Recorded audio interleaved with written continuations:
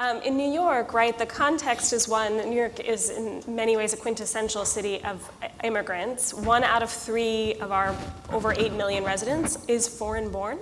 When you add their kids, it's 60% of New York City.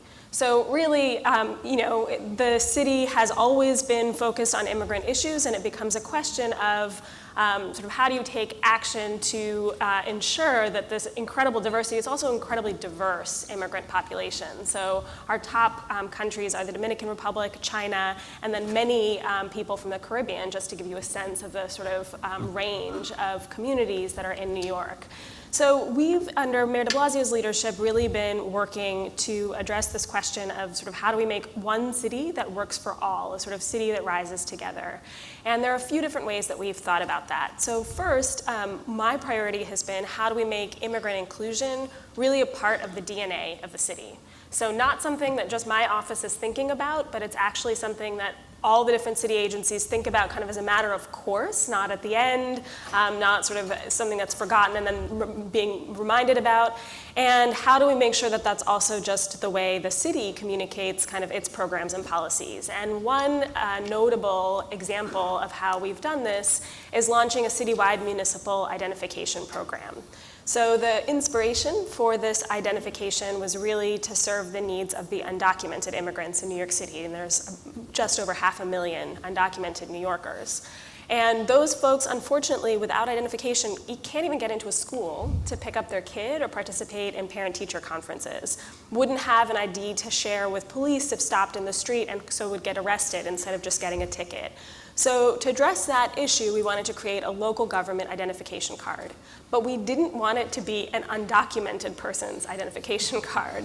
We really wanted it to be a card that was a symbol of being a New Yorker and that all New Yorkers would want to participate in. And so what we did is, in addition to just making the ID card, we incorporated a number of different benefits. Everything ranging from the card can double as your library card, you can put emergency contact on the back, to using the card to be able to get free memberships at 40 of the city's top cultural institutions, or being able to get prescription drug discounts. And so the idea was to make this a program that all New Yorkers would want to participate in, including, of course, the undocumented. And just over a year out, we now have more than 780,000 people who've signed up for this card, which is basically 1 out of 10 of the people who can get the card in New York signed up in the first year. And what's important about this is that people really feel proud that they are New Yorkers, and they're sort of entering into this conversation about migration, about undocumentedness, sort of by being a part of it, rather than that's those people over there. It's actually a very integrated conversation, and that's been really wonderful to see. The situation in Germany is, in the last year we had more than 1 million refugees in Germany. And I'm the representative district major of part from Germany. Germany has 431 districts and bigger cities. So we get, from this million, we get 4,340 people who come in the last year to our district. And our job is to bring them, to integrate them. And we can say we doesn't have greater problems, because in our district, the people come, 30% of the people have migration ground. They came from Turkey, from Italy, from Portugal, since 30 years ago, and we have people from 120 nations in our district. And my strong conviction is this not a good idea to talk only about the problems of migration. I think this is a great chance for us to become people from all over the world to come to Germany. And we want to learn about the migration in other cities, and we also want to give examples for the integration of these people in our community. And we have a win-to-win situation between these people and us, because they bring a lot of new ideas, they bring us a lot of new cultural influence, and they give also a moment for our business model in the area. 2 examples. In Germany, it's a great problem that more than 60% of the students say they would like to get a job in the public sector. The people, the immigrants, like to have their company for their own. And so we get more than 2,000 new companies in our small district only for immigrants in the last 10 years. And we also start 10 years ago, that's the first district in Germany with an office for migration in our county, because we learned that it is very important to bring the language, the education, and the jobs very quick to the people who come to us. So we had also cooperation with our local bank to give to every refugee who comes to us very quick a banking account. And it's very important that the people have a culture of welcome. If you talk about the problems and you say it's a great problem for us to integrate you, so the people doesn't have the moment that they feel welcome and they think they have to go away and to look for another land. And we do our very best to have a culture of welcome, to bring volunteers to learn the language with the refugees to come to us. We have more than 2,000 volunteers who learn the language with the people, who work with them, who bring the kids to the schools, we bring the kids to the daily health care. And we also think we have a great chance in the community in which the people becomes older and older, to get more younger people from all over the world, to integrate them and become a great opportunity to organize our future in the county. I live currently in Vancouver, where I head an organization called HQ Vancouver. The job of HQ Vancouver is to attract companies, international companies, to set up their regional head offices in British Columbia. Now, when I took on this position about a year ago, many of my friends said, well, you're going to be spending a lot of time on the road, knocking on doors of companies in Shanghai and Seoul and Mumbai and elsewhere to speak to CEOs about why Vancouver is a good place to set up your North American head office. And I said, I didn't think so. I think actually most of my deal flow, so to speak, is going to come from within 5 kilometers of my office in downtown Vancouver. And in fact, I can tell you, in just 12 months of experience at this organization, 90% of the deals that we are working on are basically deals that have come to us from individuals who are already in Vancouver. These are individuals who have immigrated from, typically from Asia, mostly from China, in the last 5, 10, 15 years. They have established, of course, their families in the city. They've bought the big houses and they've bought the big cars and they've got the kids in the private schools or public schools and universities and so on. But they are looking to align their family interests after this period of settling, to align their family interests with their corporate interests. And you will not be surprised to know that many of these individuals are very plugged in to business networks in Korea and in Japan and in India and Southeast Asia and China. And they're now looking to find a way in which they can spend more time in Vancouver by moving some of their business interests over. So the nexus between prosperity, one of the themes of our conference, and immigration is very, very tight indeed. But it takes some time to germinate. And if there's one really important lesson that I'm learning already about the work of economic development and immigration, it is that you need patience.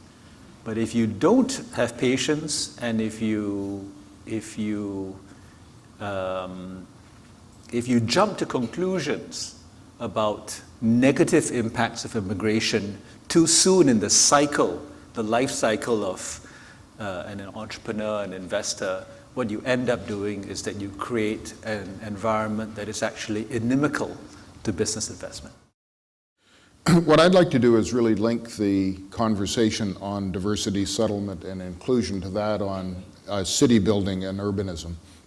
Because what I think we've discovered over the years, certainly in our work at Maytree, is that immigrants and refugees want from a city what everybody wants from a city. They want affordable and good quality housing. They want the ability to move about the region easily on a good public transit system. They want good health care and schools. They want good jobs for which they have training and experience. They want safety and security that's underpinned by a modern community-based police service. And they want neighborhoods with parks and libraries and community centers and the other amenities that we all want from our communities. And I just simply make the observation that the city that works for everyone will work for newcomers.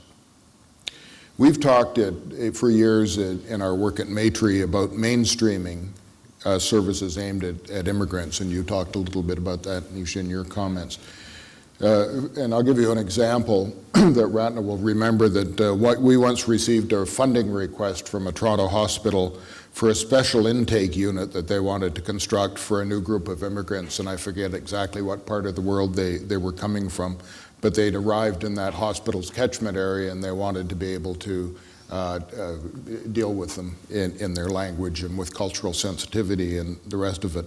And we were quite interested in this at the start, but the more we thought about it, we went back to the hospital and declined the application and said that we really thought they should incorporate that facility into their normal intake and fund it from their central budget rather than treat it as an exception or an add-on. And we called that mainstreaming, and we encouraged them to mainstream their intake of this particular group. And I think it's very important, and that's one of the challenges, of course, Nisha, you talked about with the identity card, is not just making it a niche thing for undocumented or for immigrants, but to make it a thing for New Yorkers, and I think that's an important concept. I guess I would offer some thoughts about then what cities can do to work for everyone. And if they're going to do that, they need the tools to do the job. And I would say those tools roughly fall in three categories. They need the powers to be able to control their destiny. They need governance structures that actually are effective and work. And they need the revenue base to be able to do it. Now, internationally, cities have different powers. They vary from country to country.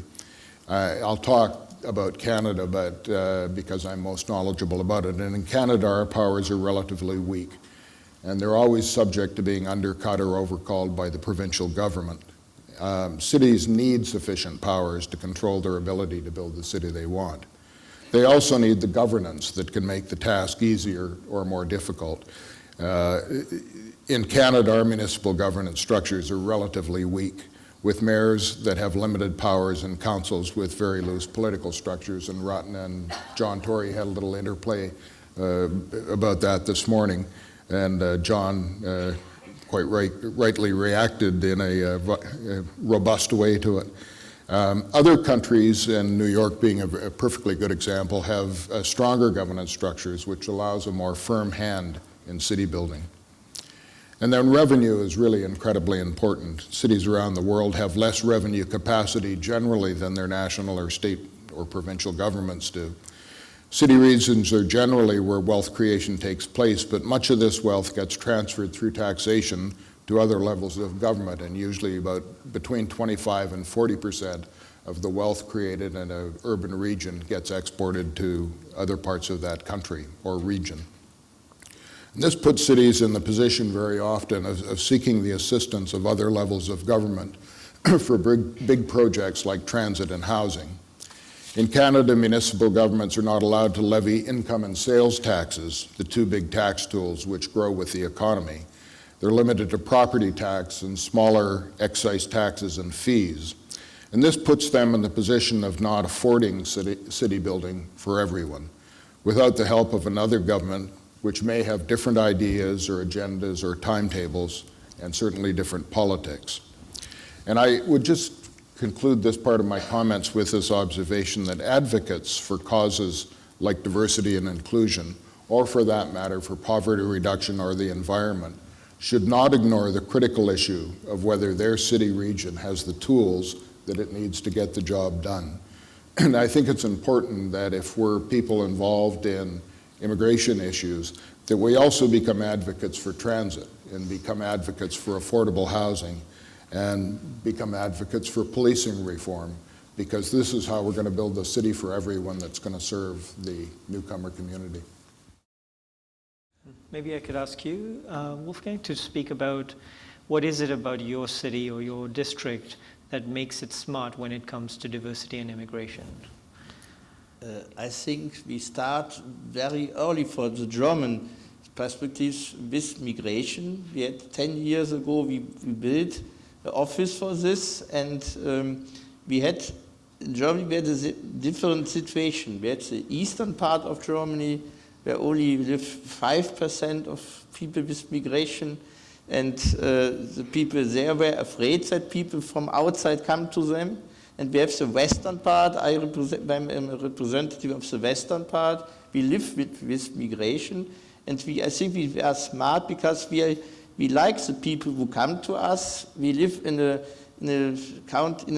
district with a frontier to the Netherlands, to Belgium, to France, and we are happy that people come from outside to us. And the people said we had the necessary to say welcome to these people. We have a lot of volunteers.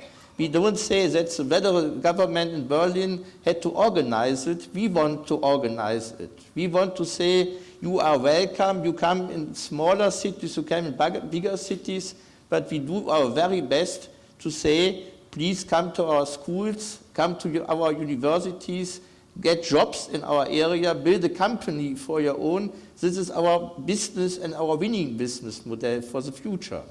And so it's a great choice that the people say, our community becomes, we lost people because the people were older, we doesn't have enough babies in the last 10 years. So the people who come with a lot of babies are very welcome to us. And this is our future. We need people to pay into our social system, so I get my tax, my money when I become retirement, and then it's my chance also. So I stand and say, welcome, please take a job and start your career. And it's very important that we say nothing about the negative impact. In the one part of Germany, the eastern and the southern parts, the people always, we have a newspaper or television, they have always the negative impacts. We say that it's a positive impacts, and the people in our country like it to think positive. That makes us smart. Thank you.